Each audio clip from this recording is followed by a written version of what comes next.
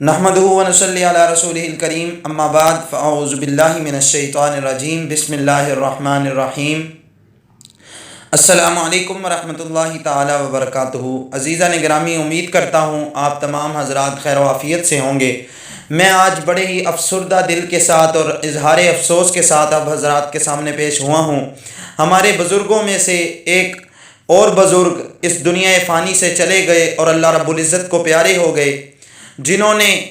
تحریک لبیک کی بنیاد رکھی اور لبیک لبیک کا نعرہ لگایا۔ میری مراد علامہ خادم حسین رضوی صاحب ہیں، وہ اس دنیا سے چلے گئے ہیں۔ بڑے ہی اظہار افسوس کے ساتھ یہ کہنا چاہتا ہوں کہ انہوں نے اپنی پوری زندگی صحابہ کرتے ہوئے اور حضور اکرم صلی اللہ علیہ وسلم کے نقش قدم پر چلتے ہوئے گزاری۔ انہوں نے زندگی کا طویل عرصہ بڑی قربانیاں دی اور جماعت کو ساتھ لے کر چلتے رہے اور حضور اکرم صلی اللہ علیہ وسلم کی زندگی پر اپنی زندگی گزارتے رہے۔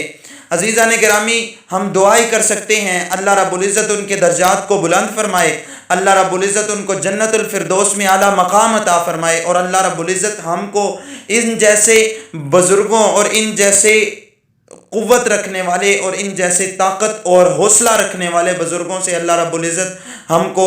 ہمیشہ وابستہ رکھے، اور اللہ رب العزت ہم کو ان جیسے بزرگوں کے نقش قدم پر چلنے کی توفیق عطا فرمائے کہ جنہوں نے نہ دن دیکھا، نہ رات دیکھی، نہ صبح دیکھی، نہ شام دیکھی، نہ گھر دیکھا، نہ بیوی بچے دیکھے، بلکہ تمام عمر جب حضور اکرم صلی اللہ علیہ وسلم کی عزت کو آنچ آئی، جب صحابہ اکرام کی عزت کو آنچ آئی، جب اولیاء اللہ کی عزت کو آنچ آئی،